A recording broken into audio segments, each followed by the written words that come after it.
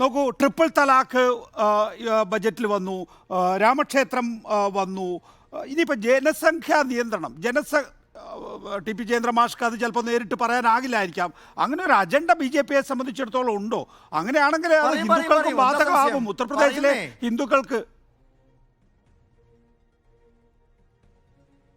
അല്ല നികേഷേ, നിങ്ങൾ എന്തിനാ നിങ്ങളുടെ വാദഗതികൾ BJPയുടെ വായിലേക്ക് ഇട്ട് പറയുന്നത്?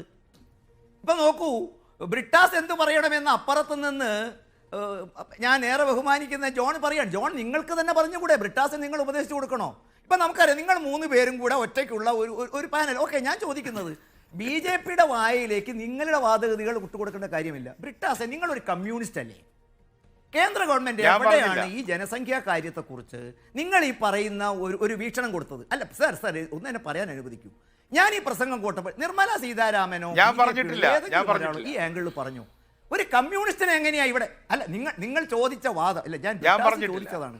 ഇത് എങ്ങോട്ടേക്കാണ് കൊണ്ടുപോകുന്നത് സാർ?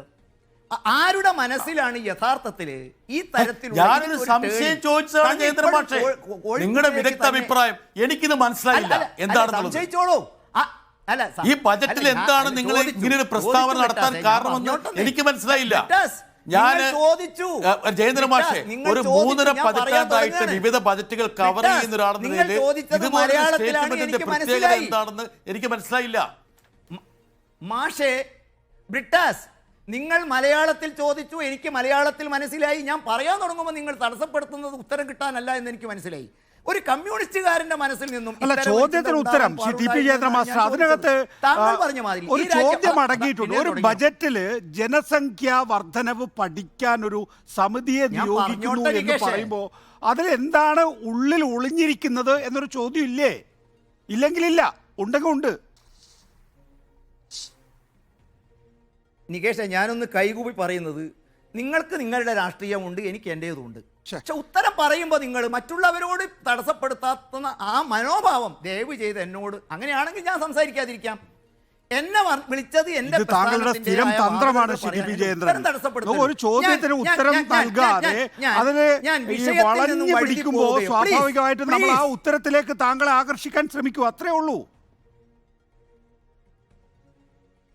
അല്ല, ഞാൻ പറഞ്ഞു തുടങ്ങുന്നതിന് മുമ്പ് നിങ്ങൾ വളയ്ക്കുന്നതുകൊണ്ടാണ് പ്രശ്നം.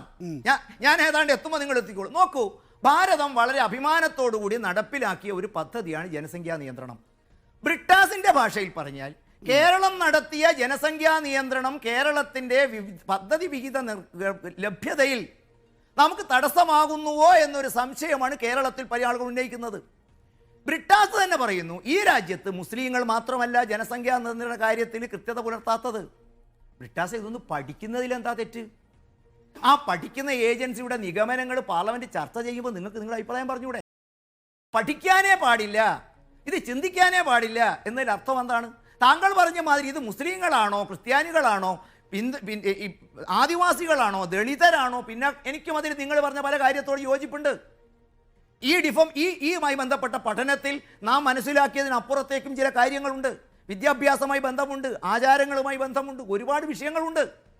ഏതായാലും രാജ്യത്തിൻ്റെ ഈ ജനസംഖ്യാ വിസ്ഫോടനം രാജ്യത്തിൻ്റെ വികസനത്തിൽ തടസ്സമാണ് എന്ന കാര്യത്തിൽ ബ്രിട്ടാസിന് അഭിപ്രായ വ്യത്യാസമില്ലല്ലോ. അത്തരം കാര്യങ്ങളെ ഇന്ത്യ രാജ്യം മുഴുക്കെ കേരളം മാതൃകയായതുപോലെ മറ്റു പലരും നിയന്ത്രിക്കണമെന്ന കാര്യത്തിൽ തടസ്സമില്ലല്ലോ. അതിന് ചെയ്യാൻ കാര്യങ്ങളെക്കുറിച്ച് ഒരു പഠനം നടത്തൽ എന്താണ് തെറ്റ്? പഠിക്കുന്നുണ്ടെന്നാ തെറ്റ് എന്നുള്ളതാണ് അതിന്റെ ബേസ് ലൈൻ എന്ന് ഞാൻ മനസ്സിലാക്കുന്നു.